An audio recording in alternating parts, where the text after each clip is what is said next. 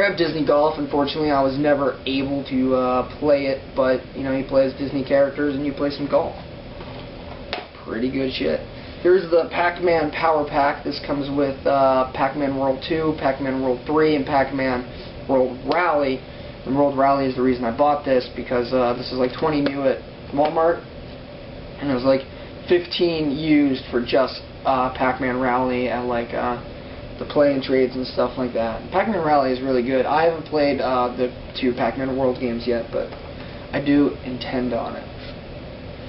Here we got Castlevania Curse of Darkness. I haven't played this one yet because I have the other Castlevania game in here somewhere, and I wanted to beat that one first. I don't remember if I was doing it by release or by timeline, but who knows. These are the whip action and the platforming is a little hard to get used to on these games, but if you like the Castlevania series, I definitely recommend it. We got Tomb Raider Legend. It's a Tomb Raider game. Sometimes I feel like puzzle solving and jumping around like an idiot, get frustrated. Here's more of the frustrating with the Angel of Darkness. But yeah, it's a pretty decent series. Here we have Underworld as well, which is pretty cool. I think this was the one that I played the most. Neo Contra, which I haven't played too much, but it is a lot of fun. The first boss, that ugly baby boss, is definitely really fucking cool. We got the Sims 2. Isn't as good as the one on the computer, you can imagine. Ugh. But yeah, it's there. There's no trade value for that now. I have Crash Nitro Kart. I really liked Crash Team Racing on the PlayStation 1, so I got this. It's still pretty cool.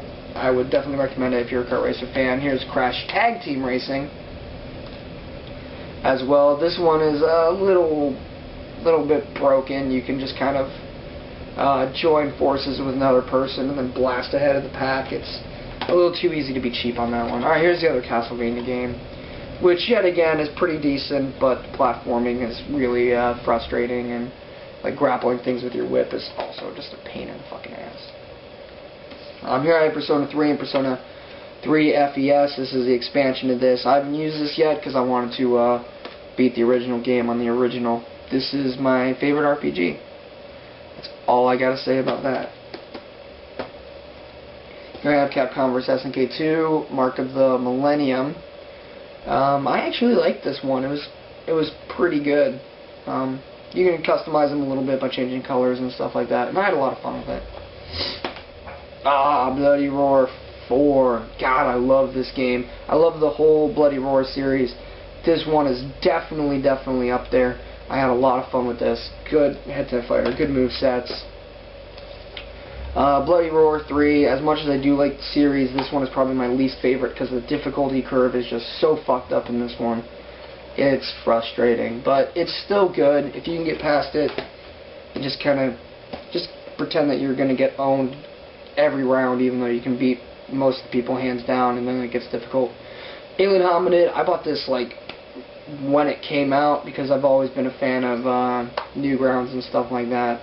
This game is awesome, especially with 2 players. Like a run and gun, hack and slash, cartoony, awesome fun. Mega Man X8, I played this one a little bit. This is definitely a unique Mega Man title. It is a lot of fun. If you like the Mega Man series and want this, I do a little bit of research on it first, but it's still a really good game. Here is Ribbit King. This is essentially golf with frogs. They call it Frolf.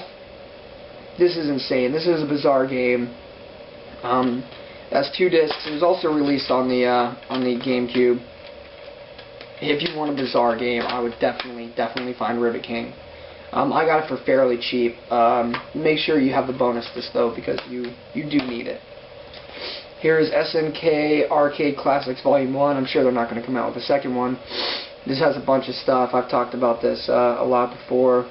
Art of Fighting, Baseball Stars 2, Burning Fight, Fatal Fury, King of Monsters, Last Resort, Magician Lord, Metal Slug, Neo Turf, Masters, Samurai Showdown, Sengoku, Shock Troopers, Super Sidekicks 3, The King of Fighters 94, Top Hunter, and Rolled Heroes. Good collection. I love collection games. This is one of the better ones. It was also released on the Wii. Here's Tulip. This is a bizarre game where you control a little kid and you move about the world and you try to gain love, essentially, and your goal is to like just kiss all these different people and make the girl of your dreams fall in love with you. It's bizarre as hell. You can find this for reasonably cheap out there, and I would definitely recommend it. Neo Geo Battle Coliseum. This is a head-to-head fighter where you have a bunch of Neo Geo characters in it, from like Metal Slug, King of Fighters, Samurai Showdown, World Heroes, and they all go against each other. It's pretty cool. You can find these at your Toys R Us for really cheap. Here we have Maximo vs. Army of Zin. I didn't play this too much because I haven't beat the original Maximo yet because it's hard as fuck and they charge you gold to save. But that's just Capcom being hard as balls. This is essentially Ghosts and Goblins for the PlayStation 2. Or Ghouls and Ghosts. Shining Tears. I bought this because Spike Saturn is always talking about the Shining series, and I saw that this was actually 1 to 2 players.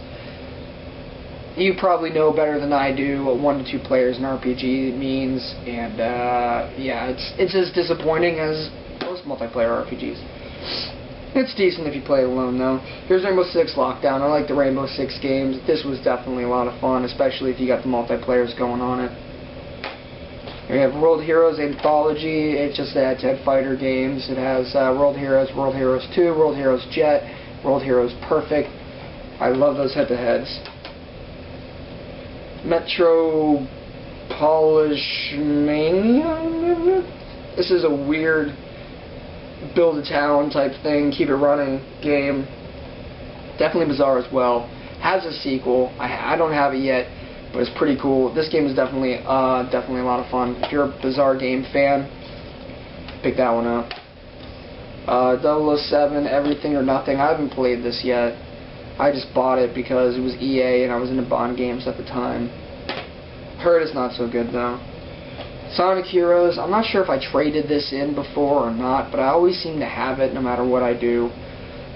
You play as, like, I think there's like 3 teams of 3, and you gotta change them out. It's pretty annoying, but it's not bad. If you're a big Sonic fan, it's not too bad. ATV Off-Road Fury 2, this was like the game that came with my PlayStation. I played it a little bit, the soundtrack's pretty good. Driving around is rewarding and a lot of fun, but doing the tricks isn't that amazing. My last game here is Sphinx and the Cursed Mummy. It's a THQ game, I think that's all I have to say. It's okay, the combat is pretty good, the puzzle solving and platforming is alright, but overall I couldn't really keep my interest. But it is a decent game and you can find it for cheap. Well, that's my PlayStation 2 collection. Hope you enjoyed it. Thanks for watching, and I'll see you next time.